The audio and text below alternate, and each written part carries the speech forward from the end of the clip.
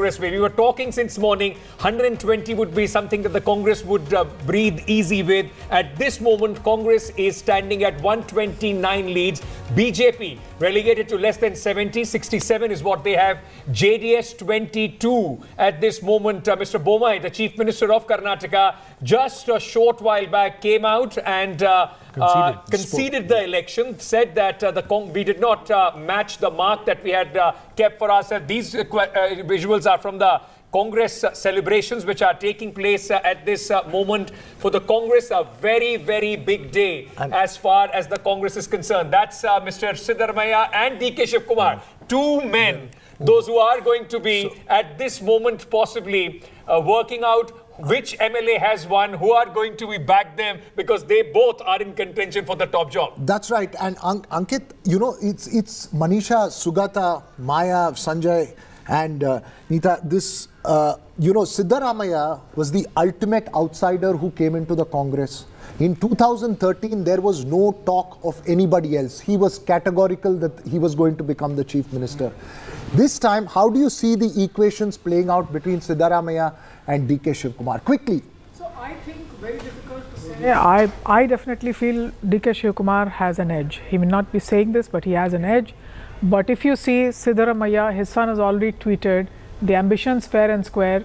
So in a sense, heavily loaded towards a DK Shivkumar. But why? But Siddaramaiah will not give up. Why do you believe that that is the case? So, the fact was that the person who was keeping the house together, the person who's been on the ground, the person who's been inside the jail, the person who stood up to the BJP from the Congress camp happens to be DK Shivkumar. Plus the falling assets of the JDS. But even our own survey, the survey that we did in the opinion poll, across Karnataka, the most popular leader, Sugata, was Siddaramaiah, 40%. But it's not the people who would be elected chief minister, it would be the MLAs. So, and as Manisha ji pointed out, DK has a fair control over, had a fair control over ticket distribution and the organization, and he's seen someone who's put his head down and worked. So he has a fair claim to the chief minister's chair. There is no doubt about that. Shubhata, I think they're just going to fix your mic. A little bit of a problem with your audio. We'll come back to you on that bit. Sanjay Kumar, quick. But given that the CSDS poll categorically put Siddaramaiah above everybody else in Karnataka as the most popular choice, do you think that that would be bearing on the Congress to go ahead? I don't think they are going to take the polls so seriously that, in the polls, people are saying this is Siddaramaiah is the first choice. So they would pick up Siddaramaiah. I think it's the choice of the MLAs. I would go along with what Sugato said. People expecting someone or people liking someone is something else. MLAs electing someone, and also don't forget, there is a high command in the party. So but Sanjay, I'll tell you why I slightly disagree with Manisha and Maya, in case you have thoughts on this. Shivkumar is being investigated by the ED, right? He might be arrested in a finite period of time. The last thing the Congress would want to do in an election which they seem to be winning resoundingly is to have a chief minister who may be in trouble in the future. Absolutely. Siddaramaiah has also made it clear this is his very last election. And we tend to get sentimental that way. Indians tend to get sentimental when it's the last time. Yeah. DK Shivkumar at 61 is a young man in politics. There's still a long way to go. There may be the thing of his time will come. Siddaramaiah is, as you said, has a cleaner, less controversial image. I mean, DK Shivkumar is out there and he's got into trouble for it as well. He's being investigated as well. He is more controversial a person. I feel that in this case, Siddaramaiah might have that edge. Not just because of the poll, but for other reasons. So, Mr. Siddaramaiah, right from the beginning of this election campaign, he was, keeping this thing in mind. I think that leadership role, that in case they win, who is going to be, holding the chief minister's chair. Keeping in mind that he changed his, last in 2018 election, it was the Badami seat where he had won very marginally. And so he decided to change his seat this time to Aruna, which I think it was his son's earlier seat. So keeping all these factors in mind, he is the one who has been very calculatively moving for this post, but also like the issue that the high command who they are going to choose out of these two, considering very interestingly today in the morning, Congress Twitter handle right at 9 a.m. they posted a video where the song which was playing in the background was "I am unstoppable, I am invincible."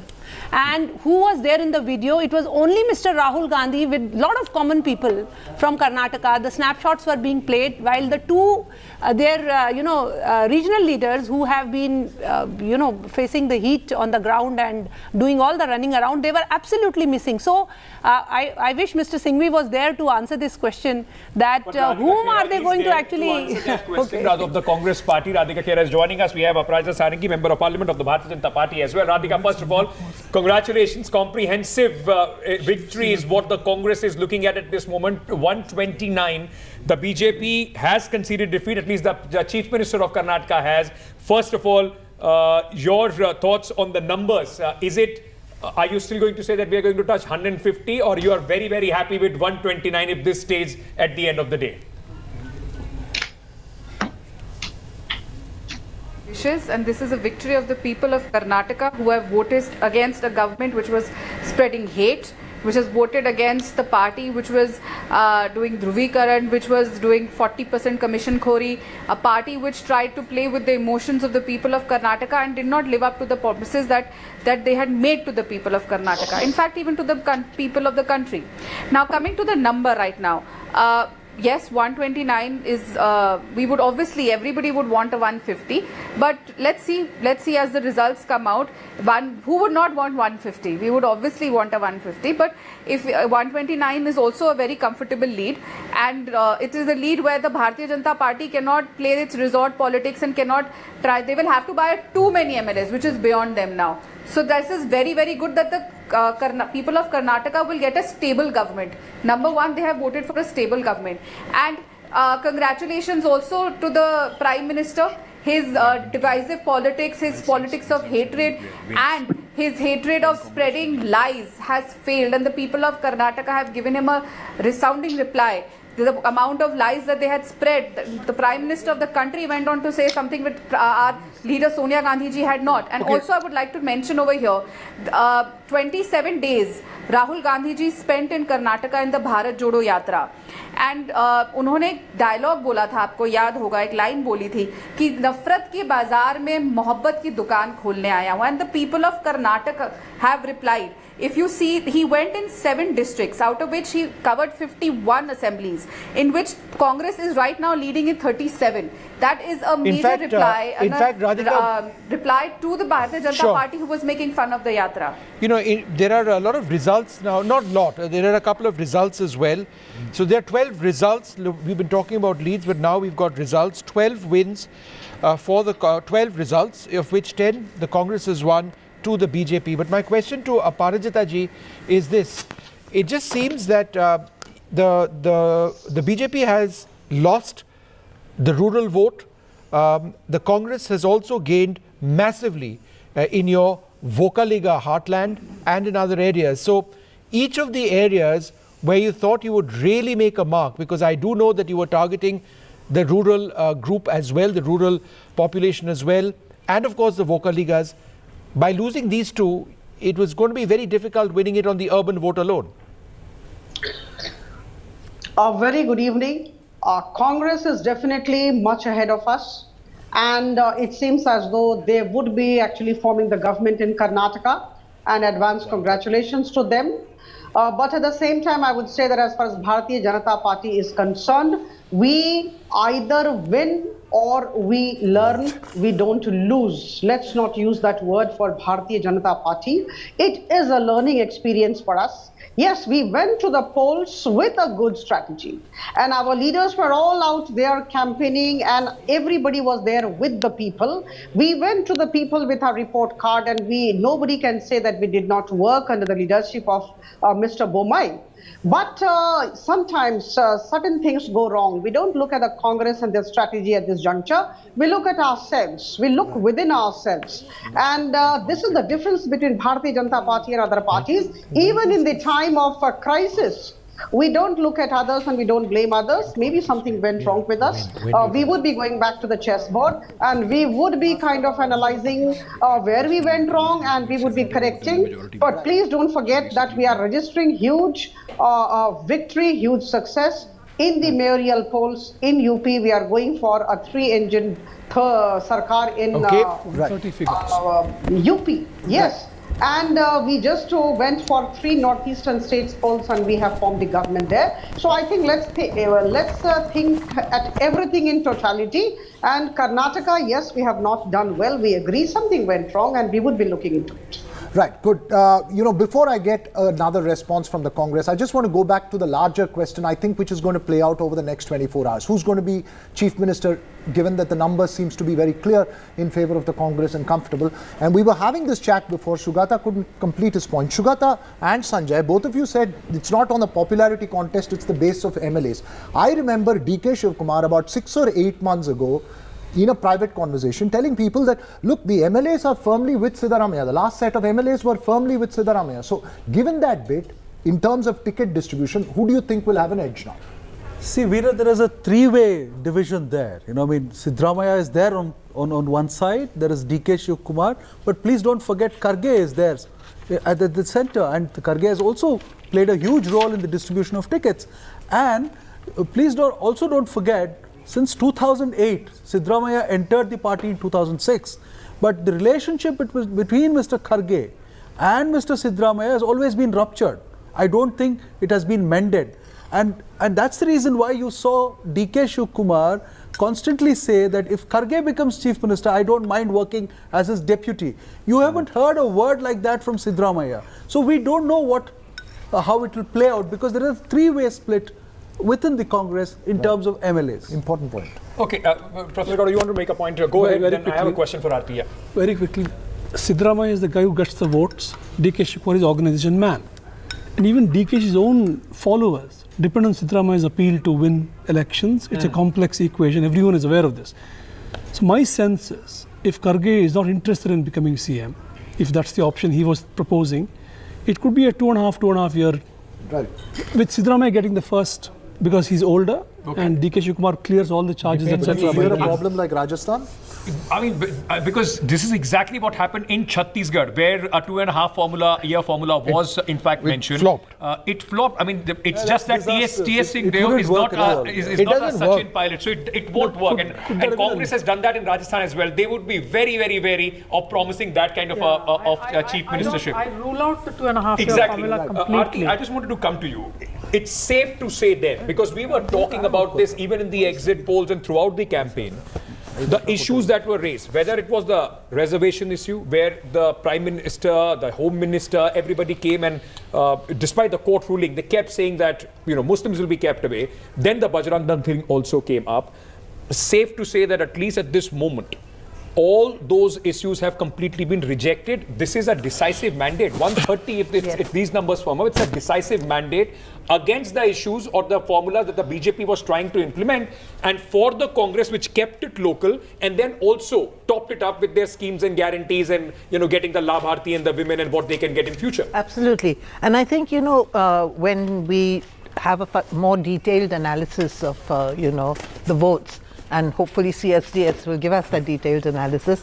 But on the face of it, what we can see is that there's been quite a shift of OBC and SC/ST vote towards the Congress, and a section of the Lingayats also, because the Lingayat areas the Congress has done phenomenally well. These were all BJP strongholds. Yeah. But it's not just the Lingayats, it's also the SC/ST, OBCs, and of course Muslims. And I think that there was a very nice analysis done by Yogendra Yadav that the lower you go down the socio-economic ladder, the greater the support for the Congress. Yep. So I think, these minimum guarantee schemes that the Congress offered, the very fact that it spoke out against the BJP's attempt to take away reservations from, Muslims and so on. I think these things went down very well with these poorer sections, who shifted in large numbers to the Congress to give them this very handsome victory, really. Geetaji, if you look at the reservation card of the BJP over there, that's not gone off well. The Congress has done well in Lingayat areas, Voka Liga dominated seats as well.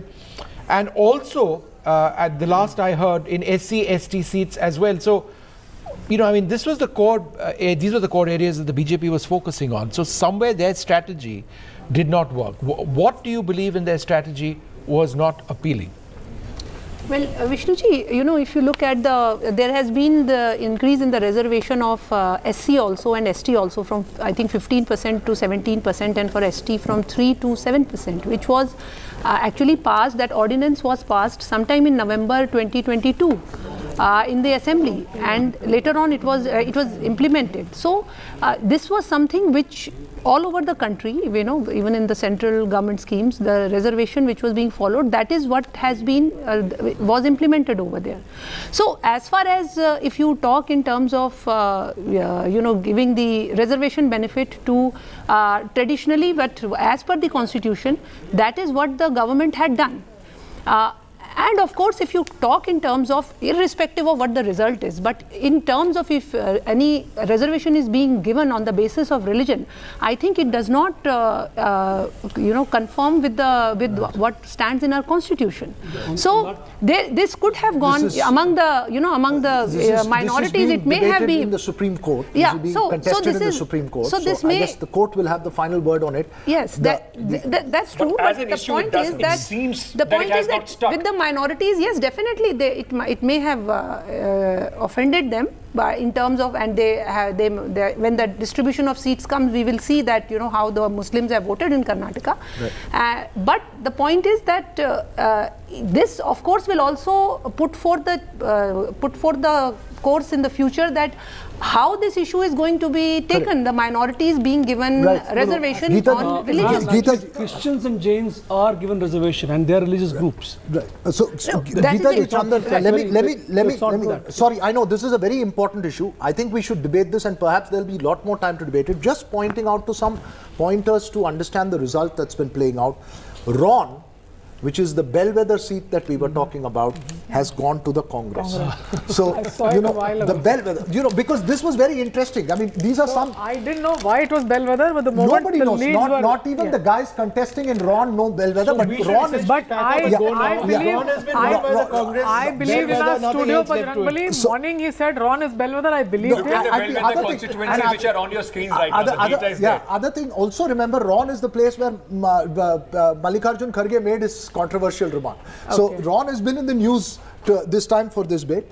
Those are, of course, the bellwether constituencies that you are seeing today. Some of them have flopped. Kop and Nargund have flopped. Siruguppa, Hanugund and Sagar have worked for, you know, in terms of bellwether at the moment in terms of it. Let's also try and understand this result through the region-wise graphics that we have. Just move down to the region-wise graphics, and I just want to put a little bit of an explainer on that region-wise graphics that we talked about. Let's start with the first set, Karnataka regions. Of course, Bangalore, where BJP has made big gains. We need to figure out who the big losers in the Congress are. But just look at the Congress. They've actually caught up. They're now just one down. Yes. Yeah, they're down one. Which is really surprising. That's right. The BJP has made because we thought gains. that Bangalore was done and dusted. It's not. Yeah, but to see this in true context, it would also be on the seats that defected to the BJP. Yeah. So technically, the Congress is gaining at this moment. So this is also in comparison with the 2019 tally and not 2018 tally. From the 2018 tally, I think you will see that the Congress may, actually the Congress has gained one. 2018 to 2018 to this is 2018. So the Congress 2018. So as for 2018, but if Congress is at 60, is down 1, the BJP is up 5. So the BJP has done well. Right. But the Congress was far below. Right. Let's move now to. This is Bangalore City plus Bangalore rural. This is Bangalore City plus rural. That's where the problem is. It's 28 plus 4. 28 plus 4, 32 seats totally. Let's move to Kalyan Karnataka or Hyderabad Karnataka, which I think was the big battle this time, where you see Congress gaining 4, BJP losing 5. Not a major change there. JDS down 1. Let's move next to Mumbai Karnataka or Kittur Karnataka as it's called.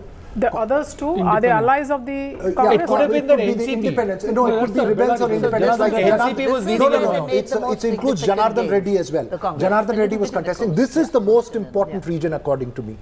32 seats. The Congress has gained 16 in Mumbai, Karnataka, which was the original stronghold of the BJP.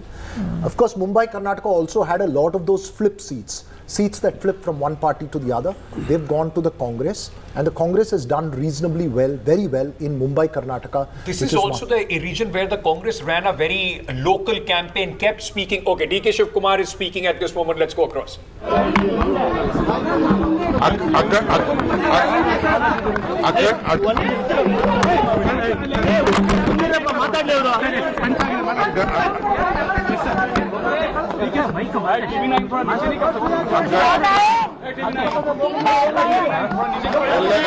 ಎಲ್ಲರಿಗೂ ನಮಸ್ಕಾರ.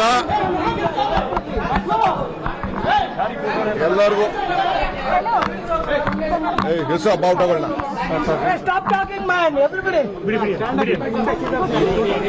Strong man from Kanakpura, ಕರ್ನಾಟಕದ ಮಹಾಜನತೆಗೆ never lost an election since 1989. ಅವರ ಎಲ್ಲ ಪಾದಗಳಿಗೆ ನನ್ನ ಸಾಷ್ಟಾಂಗ ನಮಸ್ಕಾರಗಳು. ನಮ್ಮ ಮೇಲೆ ವಿಶ್ವಾಸ ಇಟ್ಟು ನೀಚಳವಾದಂತಹ ಬಹುಮತವನ್ನು ಕೊಟ್ಟಿದ್ದಾರೆ. We were always confident that we will have a victory, a clear majority. ಏನು ಮಾತಾಡೋದಿಲ್ಲ. ನಮ್ಮ ಕಾರ್ಯಕರ್ತರೆಲ್ಲ ಆವೇಶದಲ್ಲಿದ್ದಾರೆ.